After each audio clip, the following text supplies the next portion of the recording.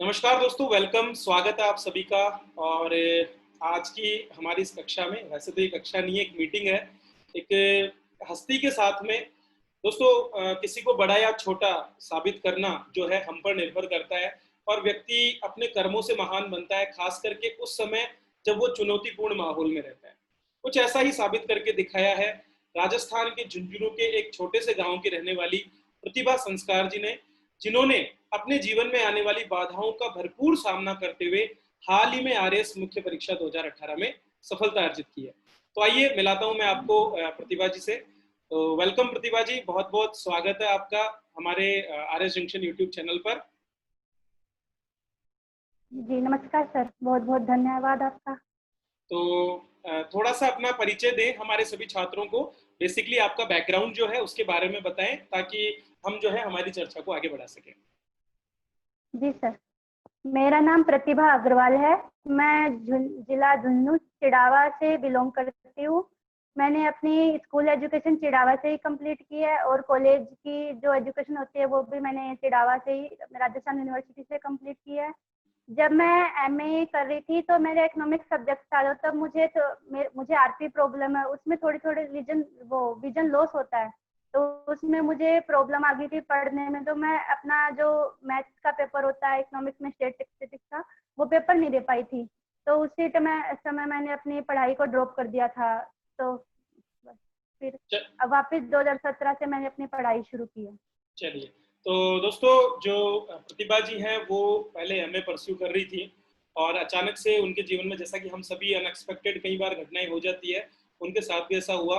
और स्वास्थ्य संबंधी कुछ कारणों से जो है, देखिए पढ़ाई में सबसे महत्वपूर्ण जो चीज होती है हमारा स्वस्थ रहना होता है। और ऐसी परिस्थिति में भी पढ़ने का जो सबसे बड़ा माध्यम हमारी आंखें, यदि उनके साथ कुछ ऐसी गड़बड़ हो जाए तो निश्चित रूप से व्यक्ति का हौसला टूट जाता है, और उसके बाद हम जो है एक निराशा के बहुत बड़े भंवर में चले जाते हैं। और निश्चित रूप से ऐसा प्रतिभा जी के साथ भी हुआ होगा, जब धीरे धीरे उनको ये एहसास हुआ कि किसी समय पढ़ाई में उनकी सबसे ज्यादा मदद करने वाली उनकी आंखें जो है वही उनका साथ छोड़ रही हैं। जी, ऐसा हुआ होगा प्रतिभा जी, जहां तक मुझे पता है, और आपने ये चीज फील भी की होगी। तो ऐसे समय पर परिवार का और आसपास के लोगों का क्या रिएक्शन आपके प्रति रहा? सर, जब दिखाई नहीं दे रहा था, पढ़ नहीं पा रही थी, तो सर घर वालों ने तो सपोर्ट किया, पर उस टाइम सोसाइटी का कोई भी सपोर्ट नहीं था। किसी भी ने भी मुझे मोटिवेट नहीं किया कि आपको कैसे पढ़ना है, क्या करना है।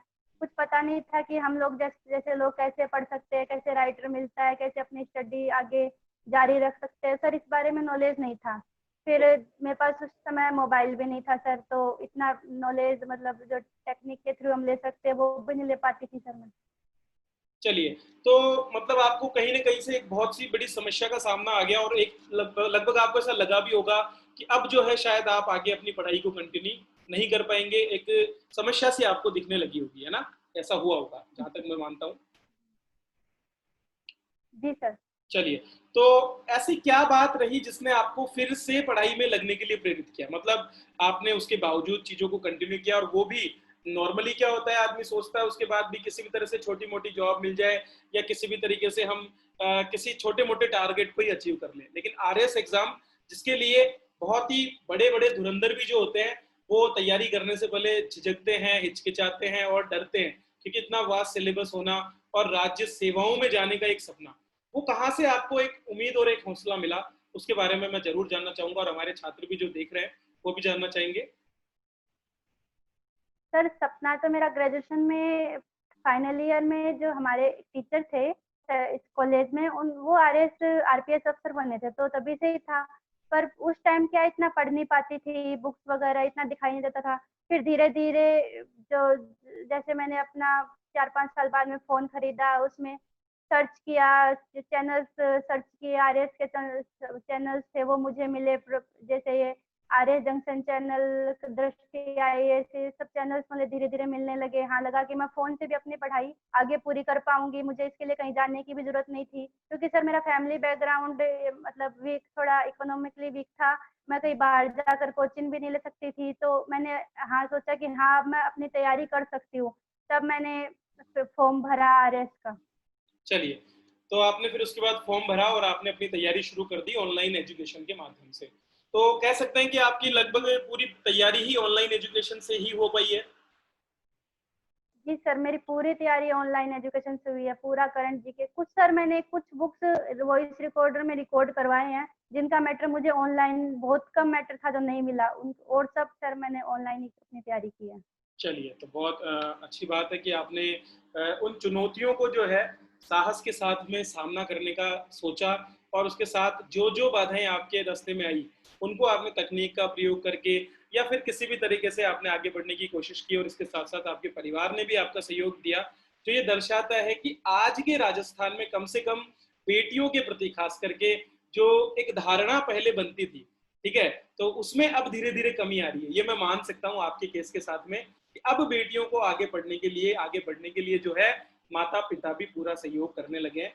तो एक बहुत ही सकारात्मक बदलाव ये है और आप उसको लीड कर रही हैं।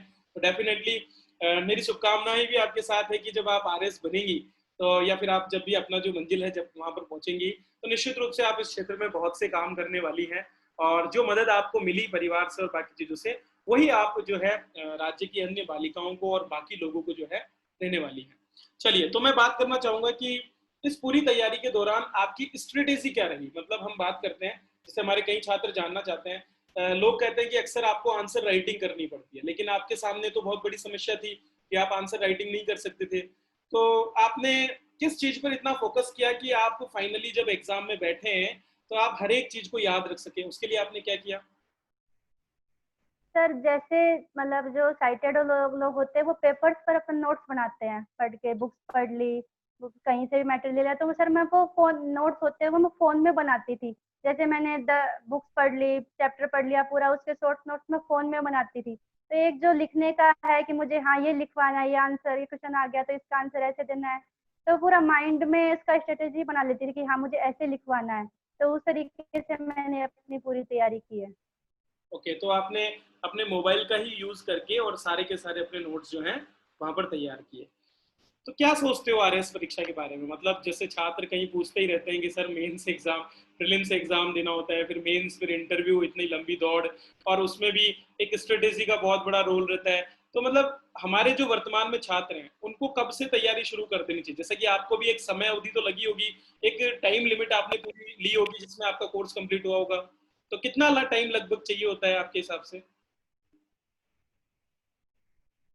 सर टाइम तो इसमें मतलब मेंस में काफी कोर्स वाइड होता है, तो उसके लिए मुझे मतलब 1 साल तक लग गया उसकी प्रिपरेशन, क्योंकि सर मुझे टाइम ज्यादा लगता है, क्योंकि पहले मैं रिकॉर्डिंग करवाती हूँ, सर्च करती हूँ, सब जगह सर्चिंग करना पड़ता है, तो उसके लिए टाइम मुझे ज्यादा लगा। पर सर मतलब जो लोग स्वयं से पढ़ सकते हैं उनके पास तो मैटर होता है, अगर सही से मैटर उनके पास है तो बहुत कम समय में अपनी तैयारी कर सकते हैं, पर सिलेक्टेड मैटर होना चाहिए सर उसके लिए।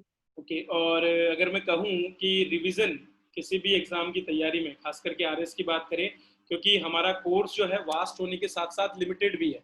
लिमिटेड का मतलब है हर एक सब्जेक्ट का अपना एक लिमिटेड कोर्स है, कुछ विशेष टॉपिक्स है जिन्हीं को आपको कवर करना होता है। तो ऐसे में आपने रिवीजन पर भी फोकस किया होगा, तो लगभग कितनी बार आप रिवीजन कर चुके थे एग्जाम से पहले? सर मैंने जैसे इससे कि एग्जाम डेट आगे बढ़ती गई, तो जैसे पहली बार एग्जाम डेट आई थी मतलब दिसंबर में एग्जाम होना था, तो उस टाइम मैंने अपना कोर्स कोर्स 1 महीने पहले अपना कंप्लीट कर लिया था, फिर बाकी टाइम रिवीजन में गया सर मेरा। तो बाकी पूरे टाइम आपने लगभग 2 से 3 बार तो इसका रिवीजन किया ही होगा। जी सर। चलिए, अच्छा, वैसे तो मुझे नहीं पूछना चाहिए लेकिन फिर भी मैं पूछना चाहूंगा कि वैसे तो आपने बहुत मेहनत की, सारा सब कुछ आपका ही मैं मानता हूँ श्रेय इसके लिए है, लेकिन अगर आरएस जंक्शन ने कहीं भी थोड़ी बहुत भी आपकी मदद की है, तो वो कौन कौन से ऐसे सेक्टर्स हैं जहां पर विशेषकर आरएस जंक्शन ने मदद की, और जहां पर एग्जाम में बैठते समय आपको ये लगा कि हाँ यार आपने ये चीजें वहां से पढ़ी और वो आपको क्लियर होकर के आपके परीक्षा में जो है उपयोगी रही, तो उसके बारे में भी थोड़ा सा बताएंगे।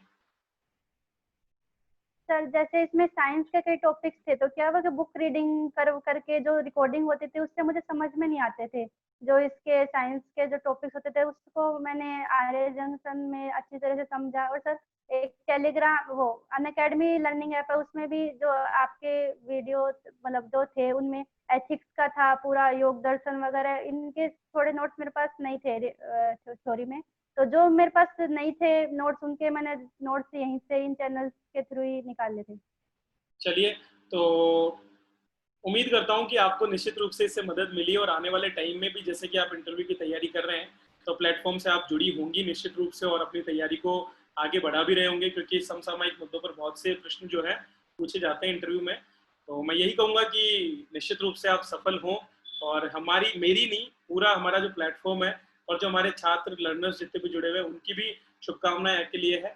चलिए, तो अंत में मैं यही पूछना चाहूंगा कि जितने भी हमारे लर्नर्स हैं उनके लिए क्या एक मैसेज आप छोड़ना चाहेंगे कि जैसा कि मैं कहता हूँ प्रतिभा किसी की मोहताज नहीं होती, और आपका नाम भी प्रतिभा है और उसमें भी आगे संस्कार लगा हुआ है, तो दोनों ही चीजें हम देख सकते हैं, क्योंकि संस्कार केवल हमारे आचरण से संबंधित है। जैसा कि हम सोशियोलॉजी में पढ़ते हैं, संस्कार दर्शाता है कि हम किस तरह से लगातार दृढ़ प्रतिज्ञ होकर के अपने काम की तरफ, अपने जो वर्क है उसको डेडिकेट होकर के करते हैं और तब जाकर के हम लक्ष्य तक पहुंच पाते हैं। तो निश्चित रूप से लोग 2000 छात्र पास हो पाते हैं मुश्किल से, जो कि 4 लाख से ज्यादा छात्र इस परीक्षा में बैठते हैं।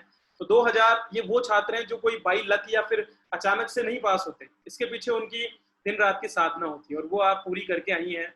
तो मैं यही कहूंगा कि क्या एक वो मैसेज जो उन सभी बच्चों को फॉलो करना चाहिए, या कोई एक पाथ या एक रास्ता आप उनको बताना चाहेंगी जिसका उन्हें अनुसरण करना चाहिए ताकि वे भी अपने जीवन में जो है इसी तरह से सफलता अर्जित कर सके और अपने जस्ट मिनट दोस्तों, इंटरनेट की वजह से जो है कनेक्शन उनका कट गया है, तो बहुत सी बाधाएं तो है दोस्तों आज के समय में इंफ्रास्ट्रक्चर से रिलेटेड। लेकिन देखा आपने किस तरह से प्रतिभा जी ने जो है अपने हौसलों को बनाए रखते हुए और समय को देखते हुए और अपनी जो प्रतिभा है उसको ध्यान में रख करके और मेहनत का सहारा लिया और मेहनत के साथ में आगे बढ़ते हुए आज वे जो है अपने सपनों को पूरा करने की अंतिम दहलीज पर पहुंच चुके हैं। और निश्चित रूप से हम दुआ करते हैं कि वे अपने सपनों को साकार करें और उनको अपनी मंजिल जरूर मिले। तो हम में से अधिकतर लोग जो है दिन रात रोना रोते रहते हैं समस्याओं के अभाव का।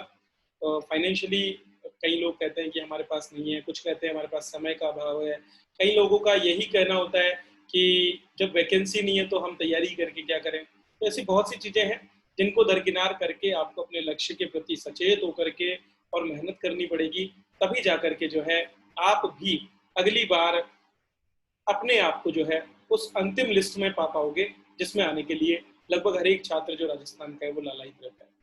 तो दोस्तों, मिलाता रहूंगा मैं इसी तरह की और भी प्रतिभाओं से और भी हस्तियों से जिन्होंने अपनी मेहनत के दम पर अपनी तकदीर को बदलने का काम किया है और जो आज जो है सफल लोगों की श्रेणी में खड़े। चलिए, इसी के साथ मैं आप सबसे विदा लेता हूँ। वीडियो देखने के लिए आप सभी का बहुत बहुत धन्यवाद।